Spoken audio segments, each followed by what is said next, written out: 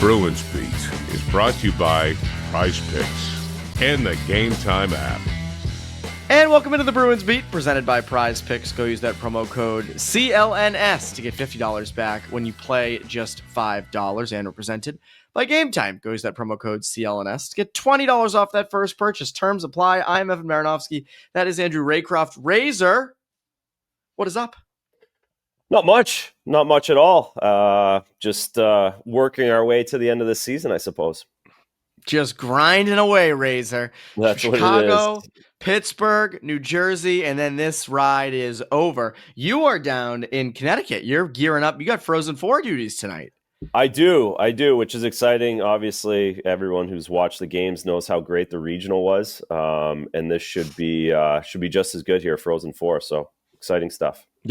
Yeah, BU, I think New England people, not BC fans, most Hockey East fans, not hoping BU wins, but obviously Terrier fans, to which there are many in the media, want to see BU win. My Minutemen, so close. I was really hoping there. If that major doesn't happen to, I think it was Suniev. Yeah, I think UMass wins that game and they're in the Frozen 4. And the fact that he got kicked out of the game was just as dire as the major itself. They could have used him in the third to push when you don't have your best goal scorer. Yeah, and they had that 5-minute power play that they clearly missed him on. Yes, exactly. I want to start here because obviously Bruins play Chicago tonight. We're recording this Thursday morning / afternoon.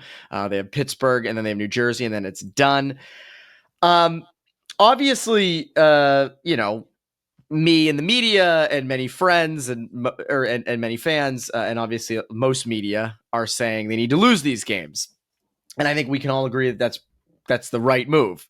But you were a former pro athlete. And I'm curious, as a former pro athlete, does it hurt to hear fans of an own team say you need to lose? Because you can't just intentionally lose. You can't just, you're in net and you're like, beat me glove side.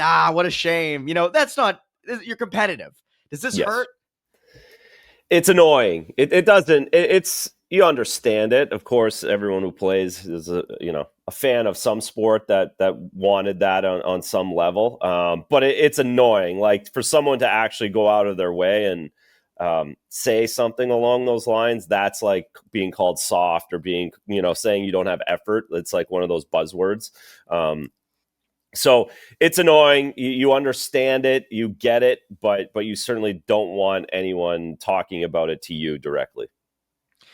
Were there any teams you were on that were like that bad that you like at the end of the year, you're a top 5 potential pick and that kind of seeps in? Or no, I don't remember. Colorado, we had actually really similar to this. Like, were we pretty good in January still? Like we were hanging in and then few injuries and we just really sucked at the end. But even then, like I never remember anyone talking about top pick or like I was never on a team that went all the way to the bottom.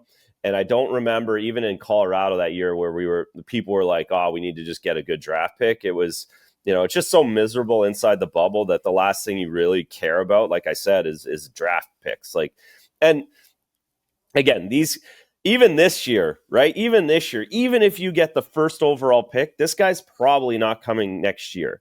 So it's not instant. And I'm sure we'll get to that as we go through this. That might be on your list of questions. But even this year, like that loss to Buffalo, like I don't care unless it's McDavid coming down the pipe.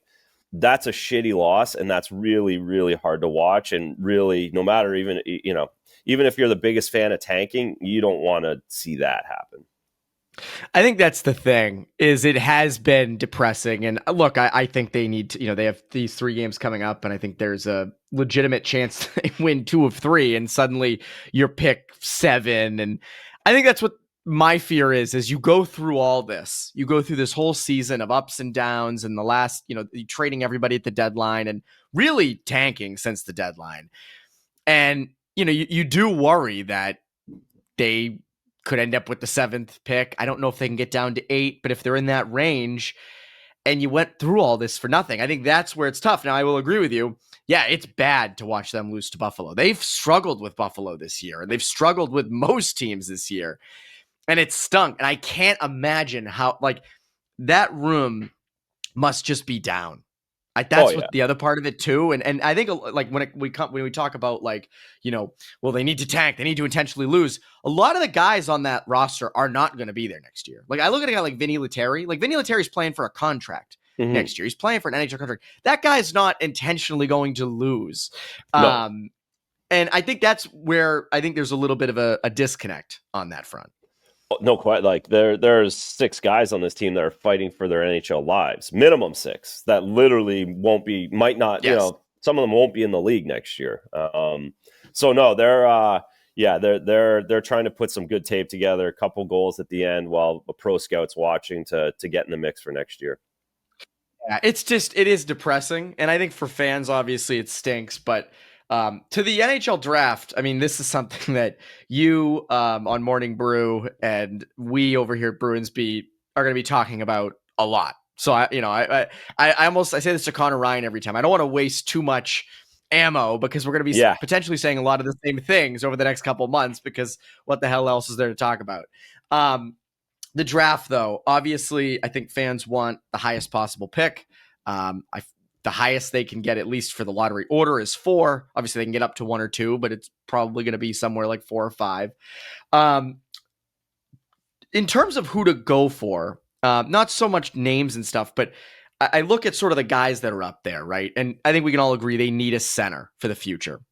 They need a center. But you got guys like Porter Martone, who's a good winger. Eklund is another one, kind of in that range.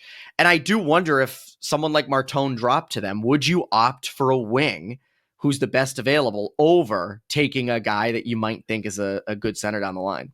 I'm not overthinking this one. I'm taking the best player. I'm taking the most talent. I am absolutely going that way. Now, you probably want to stay away from a defenseman. I guess if you go first overall, you got to take that defenseman.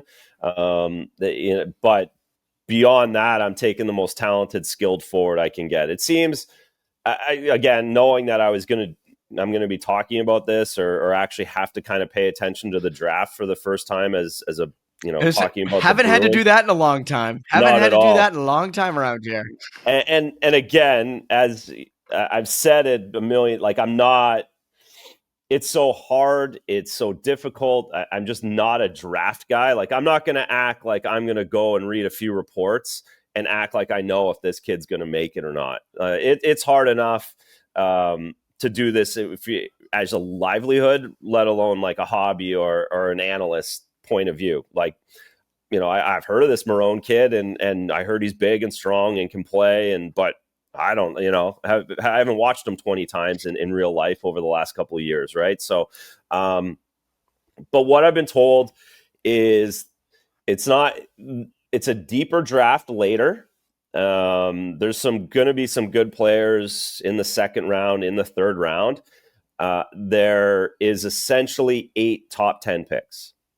So that's where, if you ended up getting into 10, 11, it's going to be a difficult draft. If you're in the top 5, then you're going to get a kind of a similar player across the board.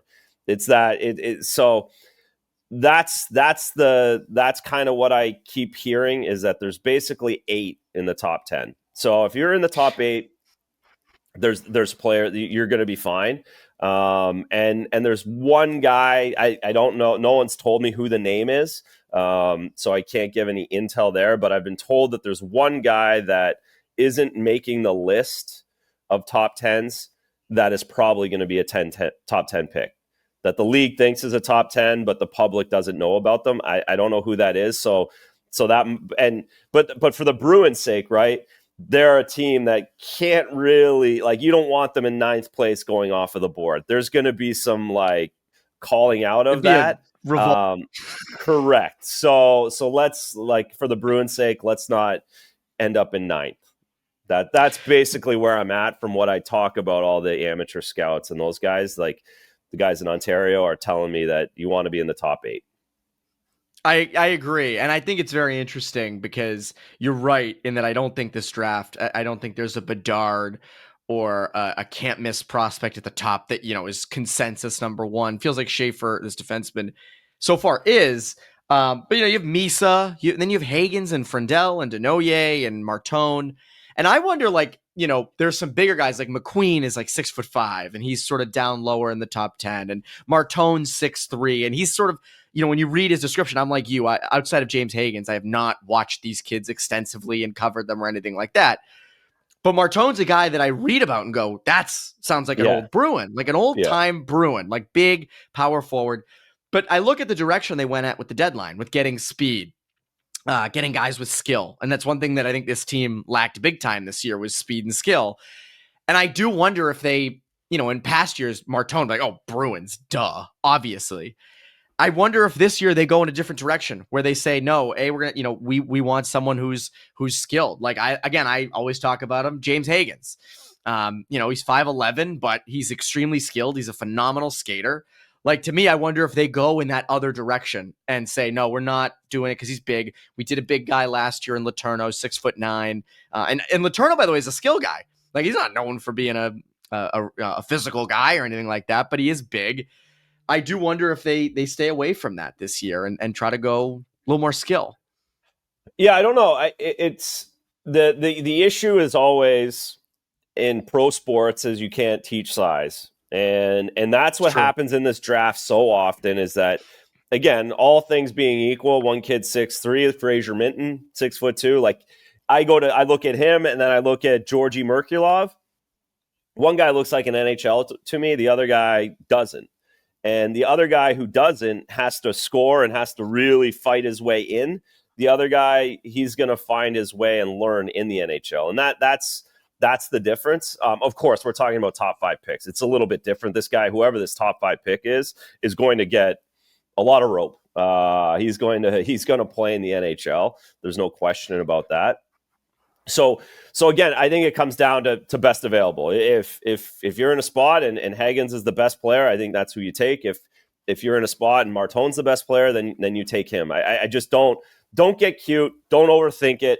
They're 18-year-old kids, and you're going to have to figure out how to make them better at the end of the day anyways and put them in the right spot to succeed. So don't overthink it. They're not in a position to overthink this one. I think that's the biggest thing is, there's no reason to go insane on this. Like, no, don't get take cute. The best player. I want them to get a center, and I'm like you mentioned this earlier, like they're not coming in next year, and I agree. Like James Haggens going back, should go back to college. Most of these kids, even Misa got 60 goals. Like he's going back. He's going somewhere. He's not gonna. I don't think he's playing in the National League. He'll get play his 8 games at the start, and then go back, and then sign when his team's done, and then come back. But I don't see a scenario where the guy who's going to stick with the team this year is going to be the 12th pick that no one heard of, that got big and got strong and got better over the summer, that a team keeps, that has a little bit of room. But in this situation, I think everyone's going back. I agree. And I think that's why when you look at sort of what they need to plan out, this guy they've drafted this year is not helping you for 2 or 3 years, really helping you and really making an impact for 2 or 3 years. I want to get into the goaltending. I want to get into some other little musings over the last bit of time. But first, our friends over at Prize Picks. Springtime is here and baseball season is officially underway. Don't miss your chance to add your favorite players from the Diamond in your Prize Picks lineup, whether it's strikeouts, RBI, or first inning runs. Take your pick of more or less for your shot to win up to 1,000 times your cash today. On Prize Picks, you can mix and match player projections from different sports. Combine your favorite baseball players with players from basketball, hockey, esports, and more. There's also the second half of the basketball season. That's here, and the push to the playoffs is heating up on Prize Picks, the best place to cash in on your favorite sports. Bruins-wise, Pastrnak is rolling. I've said that for weeks. Geeky is also rolling. Those are my 2 guys. Red Sox-wise, Devers, Bregman, remember. Tatum's never a bad pick with the Celtics. So download the app today and use code CLNS to get $50 instantly after you play your first $5 lineup. Again, Prize Picks. Download the app today and use code CLNS to get $50 instantly after you play your first $5 lineup. Prize Picks, run your game. So Jeremy Swayman, tough year for him. Tough year. Got the big contract at the beginning. Has struggled at times. Has had some good moments. Has had some definitely very low moments. What's it going to take for him to bounce back next year? Well, it's going to take a good reset over the summer. It's going to take, but again, he's. I think what we're seeing now is good. I think him battling through everything. I think him finishing better personally is a real positive. I think it allows him to feel like I can work through this. This has been my narrative the entire year. You know, like the first time we talked was this is going to be a hard year for him no matter what. And he compounded that with the contract. And you have to do that as a player. You have to stand up for yourself, and you only have a chance to do that and get paid. And he did that, but he sacrificed, and the sacrifice was training camp, and the sacrifice was the narrative that because he missed the start of the year, he's going to struggle. And I think I really felt even if he signed in the middle of camp and got a week of training camp, he was going to have a hard time this year. It's just a hard year. It's a hard year to make adjustments. He's never played 57 pro games in a season. He's never had to be the guy in the National Hockey League, and the circumstances in front of him kind of fell apart in the middle of the season on top of everything. So I think he's learned a lot. I know he's learned a lot. I know he's been able to reflect, and he'll really be able to reflect in another week and a half on the things that worked and the things that didn't, and the things that were good when you were playing every other day that you can't do when you're playing every day, and how he needs to change all of those things. So a long story short is none of what's going on now matters or translates into next year. I think a couple of the players it does, but it doesn't. It's going to be a matter of him really getting himself in a good mindset over the summer, feeling very confident in his game, working really hard, and coming out and having a great start to next year to ramp himself up. I think it was sort of the perfect storm this year. Crap for him, the contract stuff, the coaching. Montgomery, going to St. Louis, and that seemed kind of wishy-washy at the beginning, and your defense was worse, and McAvoy was out for Hampus Lindholm. You lost in November. McAvoy ends up being out, and even down the stretch here, you're dealing with Andrew Peeke and Mason Lowry, and these guys playing way more minutes than we thought they were going to play at the beginning of the year. And I think that's where you see some of the defensive breakdowns, and it's like, well, I mean, yeah, you do need a save there, but also you need to cover your guy out front. You see stuff. Yeah, you see stuff that the average person obviously doesn't see because used to be a goalie. So there you go. Anything technical with Swayman this year that's been different that you've noticed? Not really. No. Again, a lot of it's been intangibles for me this season. A lot of it's been, I think at times he got a little lost, like the body language. I think even the thing in LA, like it was just kind of getting away from him. In how he was he was overthinking how he was handling himself, overthinking how to be a leader on this team. And as a goalie, you just are. You're always the leader, and you don't need to really do anything about that. You just kind of do your thing, and everyone falls into place behind you. So, like, you could go back. I think what's happened, and this is what happens to goalies when they lose a little confidence in themselves, into the process, and what's going on in front of them. You go down early. You don't have the same patience. And we've seen a lot of shots beat him direct, like straight on, whether it's over the block or even some high glove ones, but mostly over the blocker, short side. And that's again, it's not, I guess you can say it's a technical issue and that he's not holding his feet, not tracking the puck, but really it comes in between his ears. Those goals weren't going in against Florida last year. Like 2-on-1, Barkov down the wing, Reinhart down the wing, like he was nails. Like that wasn't going in. And now some of them have. And I don't think it's something he has to like work on. I think it's just a matter of having a good mindset and starting to feel and see the puck better, which again, he has to work really hard to do over the summer.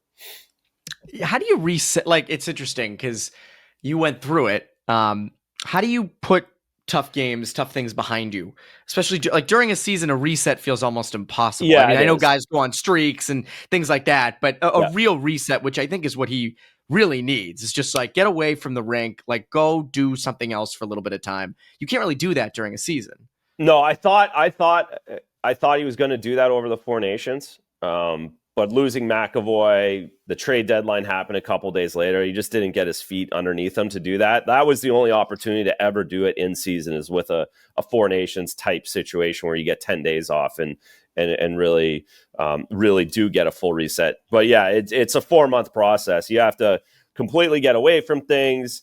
And when next season starts, it's completely zero. Like the next season starts, you very rarely as a player ever remember what was going on the season before. Like it's so long ago You think about April, May, June, July, August, September, October to that effect. You've literally got 6 months here. It's like a whole new league, whole new person, and that's really where the reset starts. You can't do it in season, very rarely. Were you a big stats guy? Like, did you keep track of your own stats? Did you know your goals against average and all that stuff? Or yeah, not really? For the most part, yeah, but yeah. You know where you're at. You know kind of where you were. Now I didn't play in a goal saved above expected era or like those the advanced stats. Like, man, my high danger save percentage. It's not where it needs to be. And I think guys do pay attention to that more because you don't have to parse through some of the stuff. Like you can really dig in and be like, okay, I got to get better here, or we have to get better as a team here. So I think their stats are more valuable than what they were whether I had an 890 or a 920, like I would be able to like explain those away with what was going on in front of me, instead of actually digging in analytically. That makes sense. I always find that very interesting. I want to touch on something I noticed David Pastrnak posted on his Instagram story on Wednesday. But first, our friends over at Game Time Razor, it's the spring. Red Sox baseball's here, Fenway, going to games, making memories.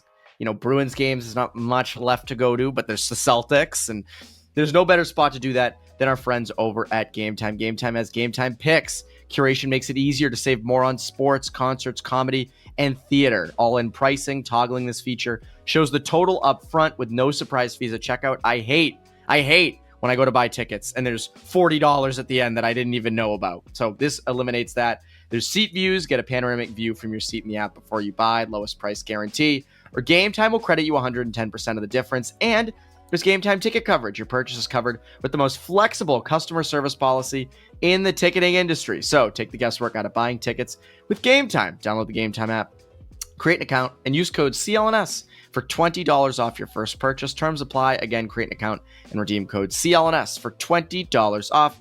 Download Game Time today. What time is it? It's Game Time. Game time. That's the only time that can possibly be, is Game Time. I found this interesting. So the Bruins went out, I don't know how many guys, but Pastrnak posted a picture of Pat Maroon because they play the Blackhawks on Thursday night. And the big rig is retiring. Hell of a career. I mean, like, hell of a career.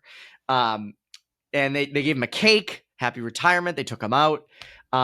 He was only here for about 2 months, maybe 2.5. It was not very long. It goes to show you the impact a guy like Pat Maroon had and how likable he is and how the league loves him. And I think he'll be a phenomenal media person in some capacity or whatever he wants to do. But I also think it goes to show you this year the amount of veterans they didn't have. You look at last year, Shattenkirk, Van Riemsdyk, Maroon. I'm probably forgetting some guys who were sort of on the fringe. They were not, Shattenkirk was a seventh defenseman. Van Riemsdyk had a good start, but was sort of, a middle six guy for most of the year. And I think it was even, lower than that towards the end. And Maroon was the fourth liner, but they sort of held the room together. And there was that veteran presence. And I mentioned at the beginning of the year when the Bruins were struggling that they didn't really have that this year. You had Marchand. Outside of that, you didn't have much. You didn't really replace those vets. And I know a lot of fans will say, well, those guys on the ice, who cares if you don't have a seventh defenseman? Well, when guys are as likable and as good of leaders as Shattenkirk and Maroon and Van Riemsdyk and guys like that, they didn't have that this year. And I think that was so clearly missing throughout this season. What do you think? It was. Well, it's only gotten worse too. I mean, because you got rid of Coyle and Carlo too. So, those guys now there's a big vacuum. And yes, you do have, when you say you want to get younger and faster, then guess who goes? The old slow guys. And that's you just true. Rattled off Shattenkirk, Maroon, and Van Riemsdyk, and they line up perfectly in that. So it is part of putting the team together. And, I would say, like Chicago took a lot of those guys, and that hasn't worked either. So there is a balance, and leadership and culture are buzzwords here for obvious reasons because it was so good. You can't, some guys have and some guys don't, and that's going to be the key for for the management to find a couple of those guys that can still play but can have a voice and can fill that vacuum of guys gone before them. So there's no question that it's been missed. There's no question that you need it. It's just not, you look around the league, it's not always easy to find. No, it's not. And again, you need these guys to be able to play too. Like like for people listening, I'm not saying that, they needed to bring back Maroon, Shattenkirk, and Van Riemsdyk, and that was the thing. But guys like that. Guys like that. I'll go to a guy, like a guy like Elias Lindholm, right? He has those abilities, but I think coming here, he also has a personality where he's not just going to do it. He comes in, he's not around in training camp. He's got a new family. He starts the season really poorly. That's hard to get a voice when you're just trying to survive yourself, trying to keep your head above water. Even as an older guy, you still need to it's hard to speak up and call other people out when you're struggling. It takes a certain really interesting kind of person to do that, like Pat Maroon, but he's bigger and tougher than everybody. So they have confidence in that.